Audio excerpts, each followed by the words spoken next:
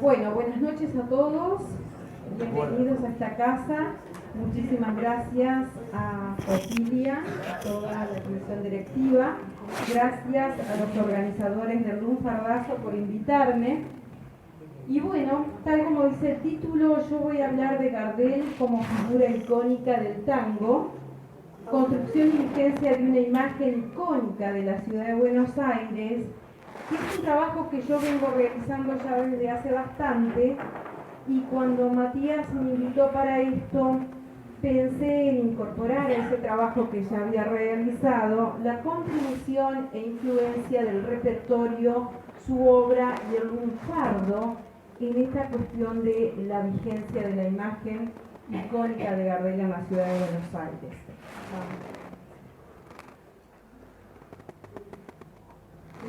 Uy, no sé si leen, bueno, no importa. Bueno, el punto de partida de este trabajo es que, como todos los que estamos seguramente sentados acá, sabemos que en sus historias, la ciudad, es decir, la ciudad de Buenos Aires y el tango, han generado distintas imágenes para su representación e identificación, personajes, objetos, espacios, sonoridades, lenguajes, entre otros, que componen una consolidada simbología de la ciudad. Esa relación es la experiencia que experimenta cualquier caminante, el flaner en la ciudad, el que busca la imagen del obelisco, el icono del tango, el filete porteño y el rostro de Gardel. Son estas las asociaciones más frecuentes que nuestra memoria activa cuando con inmediatez, al mencionar o transitar la ciudad, la búsqueda de esa imagen preconcebida de ella, ¿no? Buenos Aires es tango y viceversa. Se trata de una relación profundamente ligada, simbólica, cuya simbología es visual, pero aún más es sonora. Siguiente.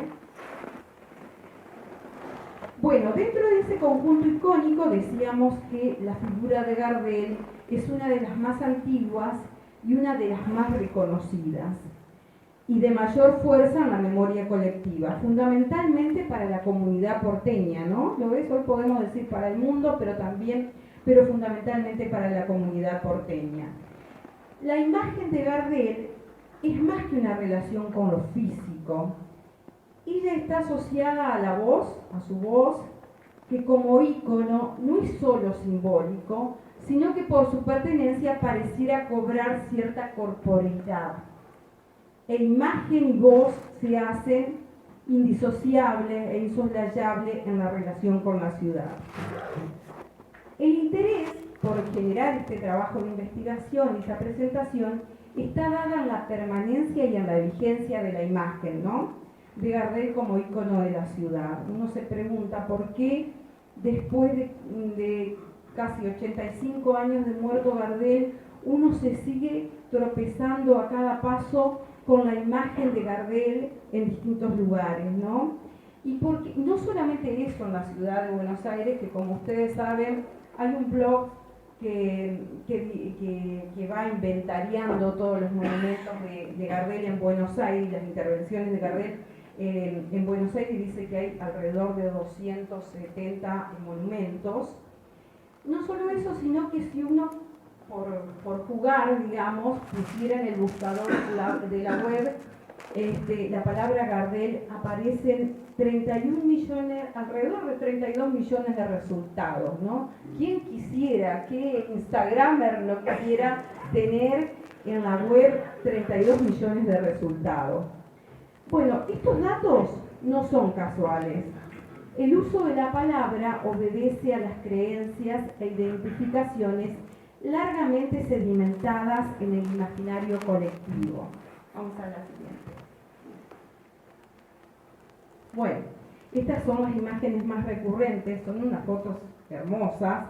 Y me gusta ponerlas porque Gardel se ocupó de eso, ¿no? Gardel pasó por muchos estudios fotográficos porque la fotografía en ese momento era, digamos, como la carta de presentación. Todos habremos visto en distintas publicaciones fotos de Gardel dedicadas a ella, ¿no? Gardel iba a sus distintos fotógrafos, uno de los más conocidos, José María Silva, el uruguayo José María Silva, que no hace tanto que murió, y bueno, y se hacía esas fotografías, hacía una gran cantidad y le iba dejando o regalando a las personas con las que se iba encontrando, ¿no?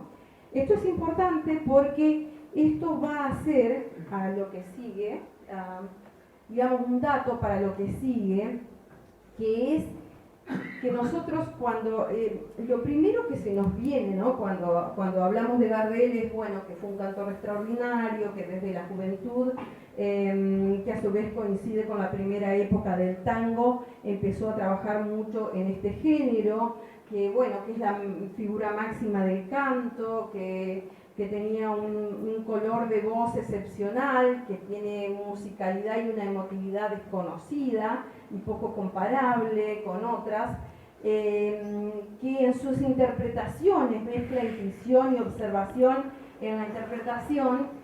Esto tiene que ver con la relación con el público, que son todos datos que van a hacer en lo que, en mi hipótesis, que es lo siguiente de trabajo, hace a que Gardel siga tan vigente en esta ciudad.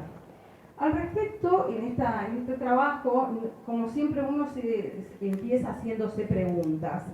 Esas preguntas en este trabajo tienen que ver con lo siguiente, es decir, ¿cómo se construye históricamente la imagen de Gardel que aún vive en el imaginario porteño?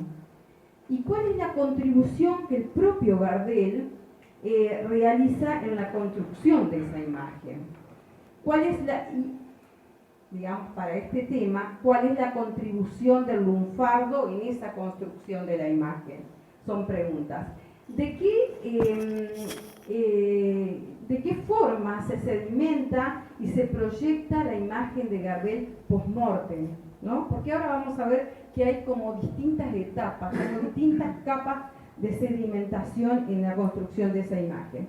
Finalmente, está en rojo, ahí dice cuál es la imagen de Gardel vigente hoy en la ciudad y dónde aparece, porque eso no lo vamos a ver porque no tenemos tiempo. Tengo 20 minutos para decir lo que tengo que decir, entonces, bueno, entonces, ¿cuál es la hipótesis de trabajo?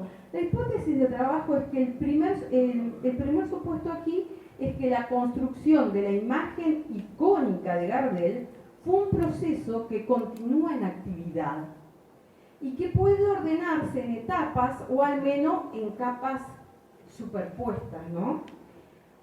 Lo que sigue es precisamente el desarrollo de esa etapización o periodización que yo, a la luz del trabajo y bueno, de la lectura sobre su carrera artística, pude ir viendo. Esta periodización, bueno, está fundada en distintos hitos que a mí me parecieron importantes, que el propio Gardel marcó para proyectar, no sé si consciente o inconscientemente, su imagen en forma eterna en esta ciudad. Y la importancia, y una cosa que marco acá, es la importancia de su repertorio, y eso es lo que tiene que ver con lo que estamos viendo en esta casa, ¿no? La importancia del repertorio y del lunfardo. La primera etapa, analizando su carrera artística, yo puse la omnipresencia local de Gardel y el cultivo de un perfil de triunfador. En esta época, 1910-1923, Gardel era omnipresente, ubicuo en todos los lugares. No solamente en Buenos Aires, sino que viaja a las provincias, Entre Ríos, Mendoza, La Pampa, viaja a Chile. O sea, tenía una agenda que cualquier cantor envidiaría hoy por hoy, ¿no? No solo de tango, sino de otros géneros.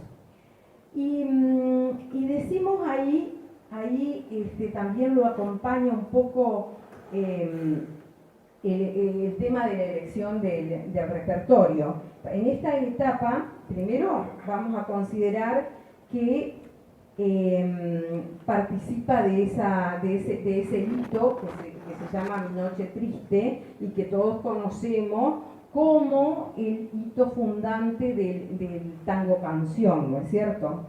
Que tango que está cargado, tanto como Margot, ¿no? De lenguaje lunfardo. No solo de lenguaje, sino de expresión, porque por ahí uno podría decir, esta palabra no es lunfardo, pero la expresión sí es nuestra, ¿no? Sí es lunfarda.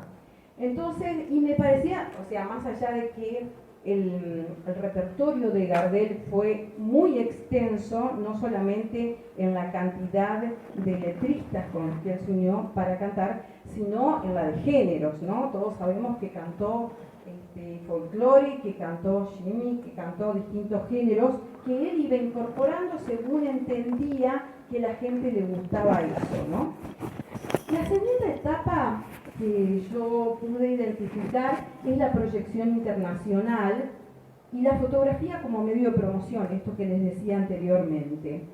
En 1923 Gardel hace su primer viaje a Europa y bueno, está allí en Barcelona, en varias ciudades francesas y bueno, y eso nos parece que empieza a abrir como otro campo de trabajo y lo importante también de eso es cómo llega. Ahora vamos a ver en otra diapositiva cómo llega preparado a esos lugares. Es decir, ¿por qué? Porque un poco esta idea, esta hipótesis de que Gardel participa de esa proyección de su imagen, ¿no? Tiene que ver un poco en contrastar con que Gardel es leyenda, con que Gardel es mito, y abonar un poco la teoría o lo que dice Blas Matamoro, que lo importante de Gardel en su carrera artística fue su gran dimensión humana, ¿no? Es decir, considerarlo humanamente como un gran trabajador, como una persona con valores y como una persona con un sentido estratégico como para pensar su imagen más allá de su muerte, ¿no? Bueno, decía que en este periodo de proyección internacional, a mí me parece que hay no dos tangos, sino que, decía, además de Mano a Mano, ¿no? De Celedonio Fernández, de Celedonio Flores, perdón, además de Celedonio Flores, que ya había grabado otro tema, Margot, la unión con Discépolo y los tangos que le canta Discépolo, que graba para Discépolo, bueno, son los que hoy también conocemos como esos íconos audibles, ¿no? Para decirlo de alguna manera. Y la tercera etapa en su autoconstrucción de imagen es la tercera que sería la consolidación de la carrera y la propagación de su imagen a través del cine.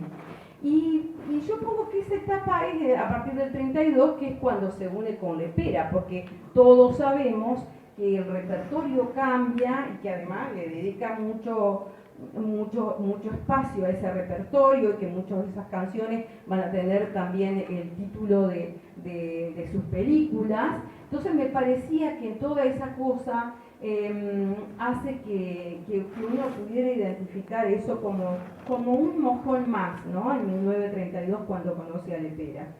Y además de todos los tangos que va a componer después con Lepera, yo puse ahí también un tango de Celedonio Flores, que es Pan, porque me parece que eso también habla de la sensibilidad, más allá de que no tiene mucho léxico, si bien lo tiene, lunfardo, pero sí tiene una expresión y tiene un sentido social muy importante ese tango. Seguimos. Bueno, acá no vemos nada, pero bueno, esta es la obra de cómo es de Gardel y Lepera, más o menos lo más importante, lo que conocemos de acá. Y como les decía antes, la obra de Gardel y Lepera no tiene en sí tampoco tanto léxico, tiene cada vez menos léxico lunfardo, pero sí tiene frases, expresiones que luego ya vamos a ver cómo en el imaginario colectivo porteño van prendiendo y se van replicando. ¿Qué es lo que sucede después que muere Gardel? Bueno, seguimos. Bueno, Esta era una caracterización de las distintas etapas que solamente las quiero mencionar porque si no, no voy a hacer tiempo. Seguimos. Una caracterización bueno, de cuál fue la obra y qué fue lo que fue haciendo en sus distintos momentos. Seguimos. Próxima. Y vamos a la próxima. Bien, perdón que no me puedo detener a nombrar la caracterización de cada una de las etapas, pero si no, no voy a llegar con los 20 minutos o 25 que me han pedido. Lo que quiero decir, además de esa laboriosidad que Gardel va a tener con su obra, ¿no? Con su obra que tiene que ver con mucho ensayo, con mucha preparación, con la búsqueda del apoyo profesional, ¿no? Cuando viaja la primera vez, ya viaja con un periodista y un entrenador vocal. Es decir, un montón de cosas que uno dice, este hombre no llegó porque vino del cielo. No, llegó bajo el esfuerzo, ¿no? Bajo la conducta del esfuerzo. Y a la altura, cuando Gardel muere, uno podría decir que en la ciudad de Buenos Aires, al menos, se había construido, había como una especie de ethos gardeliano, ¿no? Es decir, aquello que, esa producción de la imagen de sí que Gardel había instalado en la ciudad de Buenos Aires, que era la de un hombre feliz. Siempre en todas las fotos está sonriendo, no hay foto donde se lo vea triste o preocupado, en general. La de un hombre exitoso, que es demandado por los teatros, por las compañías discográficas y después por el cine. Es una persona educada, es amable, es caballero, es seductor, es galante, empático y efectivo. Genera un público femenino, ¿no? Que lo va después a seguir demandando. Es responsable. Esa me parecía como una cosa muy importante, ¿no? En todas las lecturas que uno hace acerca de, bueno, que si al otro día tenía que cantar, tal vez no tomaba, tal vez no salía. Es decir, tenía como una conducta de profesional, ¿no? Para la época. Entonces, responsable, crece con todos los trabajos, se prepara. Y a esa altura, estamos hablando de 1935, uno podría decir que esa expresión de soy, sos o es Gardel se va penetrando en el imaginario colectivo. O también la de sos Gardel y los guitarristas como el sumum del éxito, ¿no es cierto? Seguimos. Bueno, ahí hay unas fotos que son de sus películas, ¿no? Gardel como galán, y es importante porque después lo vamos a retomar. Bueno, antes que esto, sí, simplemente decir que es verdad que la muerte, algunos pueden decir, lo sacraliza, ¿no? Lo endiosa, puede ser que hay algo de eso, pero lo que me interesaba resaltar es que durante toda su carrera él hizo un esfuerzo para hacer otra cosa, no como un mito, no como una leyenda, no como eso que uno no conoce bien, sino que hay un trabajo que uno lo puede identificar en forma perfectamente. Bueno, ¿qué sucede en esto de la construcción de la imagen de Gardel, que es vigente en nuestra ciudad y que uno se conecta a diario con ella? Es que, bueno, a mí me parece que también en ese periodo, después del 1935, suceden cosas. Y hay una primera etapa que yo, entre 1935, 1945, 1950, me parecía que era como extrañando a Gardel, porque como que mucho no se hablaba. Surgió esto de que en todas las casas ponían un retrato de Gardel. Muchos de los que están acá seguramente me podrán decir eso, ¿no? Pero yo eso lo retomo a partir de fotografías o después de la representación plástica que vamos a ver ahora, en donde uno puede ver eso, ¿no? Bueno, después entre 1950 y 1980, la representación de Gardel y la cita. En este periodo, como sí vamos a ver ahora, Gardel es pintado por muchos artistas plásticos de los más renombrados en la ciudad, y también es citado o parafraseado o referenciado, ¿no?, en cuanto a su obra. Finalmente, después de 1980, uno puede decir, bueno, que Gardel cada día canta mejor, precisamente por esto que les estoy diciendo, de la vigencia de su nombre, de su imagen que estamos viendo. Vamos con la próxima. Entonces vamos a ver un poquito de quiénes son los artistas que pintaron a Gardel. Una cosa que me parece importante, porque lástima no se ve mucho, pero esto que les decía anteriormente, que él se haya ocupado de la fotografía, que haya ido a los estudios fotográficos a tomarse fotografía, eso la verdad que fue de una gran importancia para la proyección de su imagen. Porque no sé si ustedes se dan cuenta que muchas de las pinturas, las intervenciones que hoy vemos, en la ciudad de Buenos Aires, tienen que ver con esas fotografías, ¿no? La del sombrerito, bueno, todas están referenciadas a esa fotografía.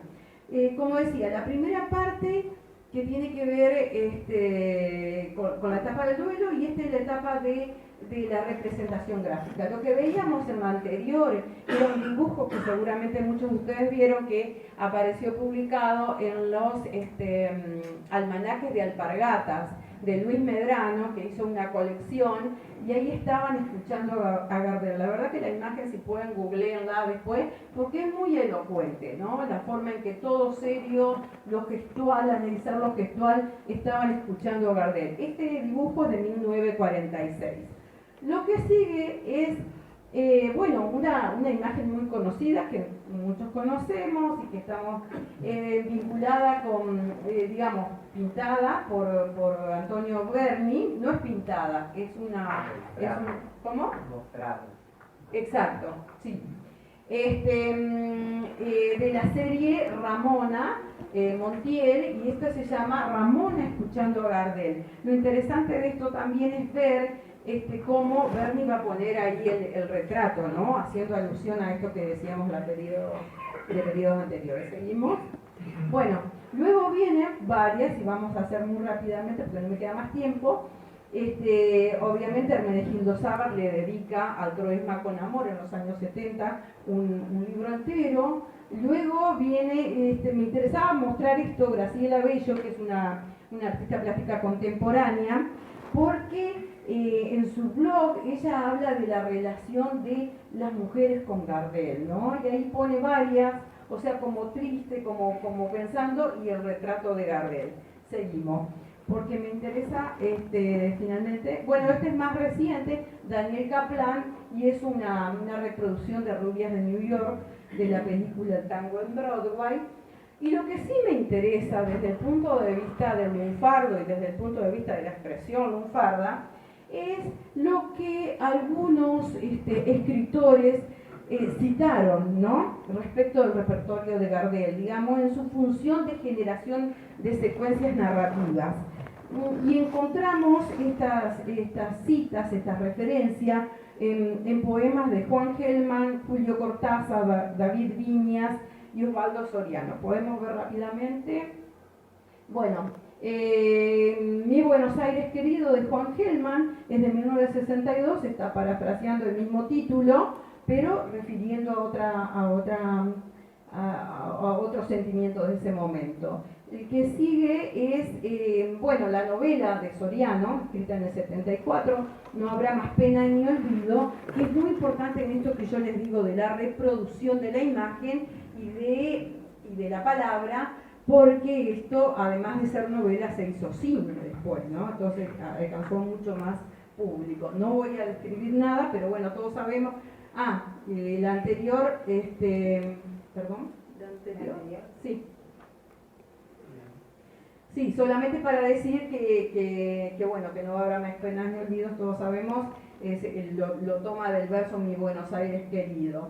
Y la siguiente se llama, es la novela Cuerpo a Cuerpo de David Viñas, que también seguramente todos conocemos, en donde, bueno, en la segunda parte hay un título de Sur, que se llama Para ver después, que obviamente Gardel no cantó Sur, pero sí el epígrafo de esa parte dice, son las luces que a lo lejos, ¿no? Porque esta es una luz que describe en el exilio, son las luces que a lo lejos, y bueno, lo más dramático aquí es que la ausencia del completamiento van marcando mi retorno, no lo pone porque obviamente no podía volver, y esto de los versos de volver. La que sigue,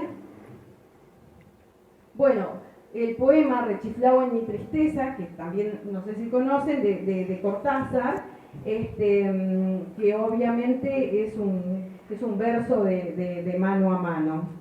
Y que Cortázar escribe para hacer mención a su biblioteca, ¿no? Que le había dejado en Villa, en Barrio Parque. Villa, no, ¿en dónde era? ¿Dónde vivía? No era en Barrio Parque. En Agronomía, perfecto. Bueno, finalmente la última cita que me parece importante es una que se llama un ensayo que se llama Como con bronca y junando, la retórica del tango, un trabajo de Rosalba Campra, que es una crítica, una académica, profesora en una universidad en Roma, que hace un análisis muy interesante de todas estas cosas que tienen que ver con el tango. Simplemente para analizar y ver cómo la figura de Gardel se sigue reproduciendo, porque hay otras generaciones que lo van citando o que lo van representando, como en el caso de la plástica. Y uno más, y llegamos hasta ahí. Bueno, Gardel cada día canta mejor. Como marcas en la ciudad, la imagen de Gardel aparece en forma de destellos que refuerzan la memoria de habitantes y visitantes. Casas, barrios, muros, paredes de bares y estaciones del subte son intervenidos con su imagen. Las tengo a las imágenes, pero no se las puedo mostrar, porque no tenemos tiempo. Y dice, la marca sonora no solo está en los tangos que cantara Gardel, sino que se multiplica en las voces que lo citan, lo repiten y dialogan con las letras del léxico y expresión lunfarda de su obra. Bueno, ¿está bien?